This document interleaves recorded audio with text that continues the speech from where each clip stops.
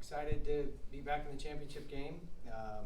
Really appreciate our fans showing up today. It sounded loud over our dugout with a lot of Clemson Tiger fans cheering us on, so that was great.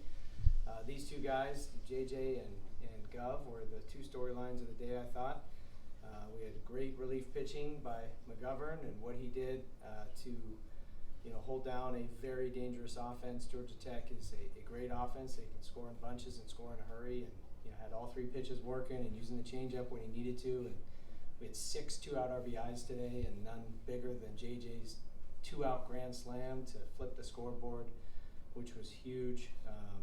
So JJ's had a ton of big hits. I don't know if any of the hits were bigger than the one today. That was massive at the time, and allowed us to continue to tack on some runs. And the relief pitching we got from Joe Allen and McGovern, and even Talon had some tough luck with some errors early, but we thought we pitched well today, and we did what we had to do to get to tomorrow. So excited to be in the game tomorrow, excited to stay here for one more day, and excited to keep playing the tournament.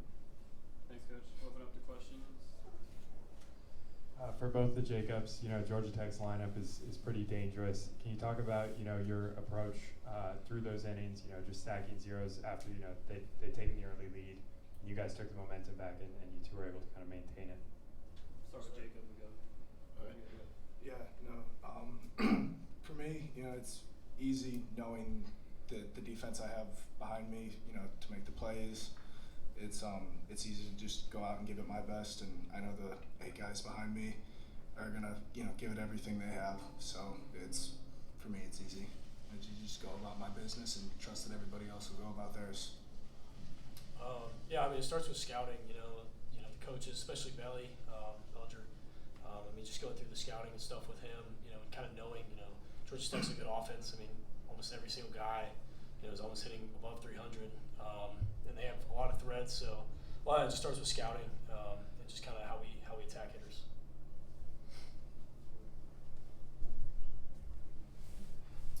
Coach, you mentioned on Thursday that Gerald's one that every success he has, he truly earns. Just for you, what does it mean to see him have the grand slam that ultimately propels this group to the ACC championship?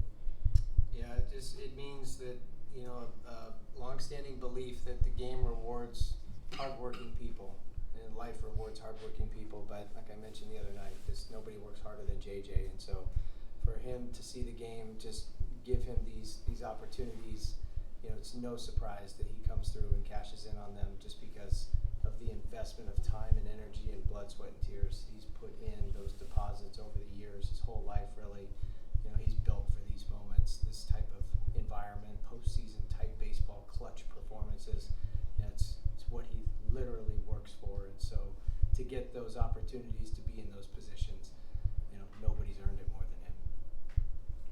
JJ, you've had a lot of clutch hits, but against Georgia Tech specifically this year, you kind of killed their pitching. Is there something that you're seeing from their pitching that's made it a little bit easier on you against them, or is it just kind of coincidental that it's against Georgia Tech when you've had some monster home runs? Honestly, it's just like I said earlier, it's just scouting. The coaches do a lot of stuff behind closed doors and stuff that we don't really see, and they spend a lot of time. And I would kind of attribute it to just the scouting and the coaching staff.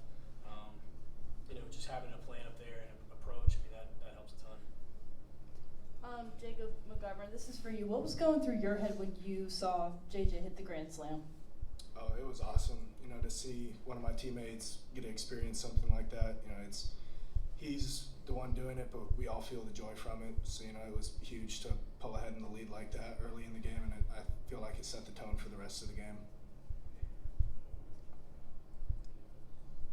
Erik, you mentioned contributions up and down the lineup, the 2-out hitting. One of the big storylines was sort of punishing mistakes. The Purify stolen base overturned. You sort of talk about your team's mentality and taking advantage of those situations. Yeah, we just want to be the aggressor. In these types of settings, you hear about teams getting the breaks, but a lot of times you can make your own breaks just by being aggressive. So that's been one adjustment we've made in the last couple of weeks. It's just, if we're going to make mistakes, we're going to make them going fast, and we're going to be the aggressor, and we're going to go for it. And, we went through those struggles, and it really helped us to just free our minds up to just play and play mentally free. And I think we're seeing a lot of that just cutting it loose and having a really good time out there. Coach, how big was it for your pitching that y'all got those big runs at the end on the offensive side?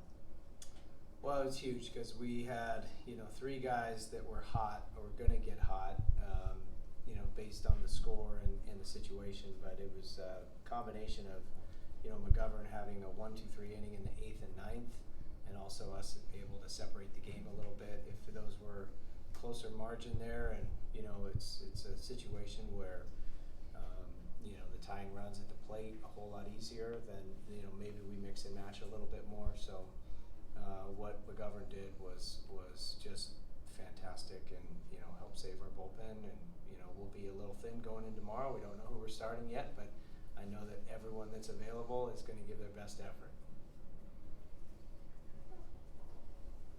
Any more questions? Okay.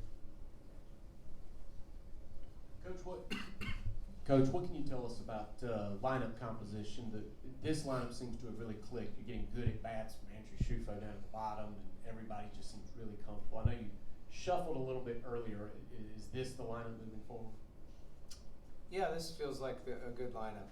It's just you got a combination of speed and power. It's balanced. We're getting contributions from everybody, and it feels right. You get a spark in there like a TP Wentworth.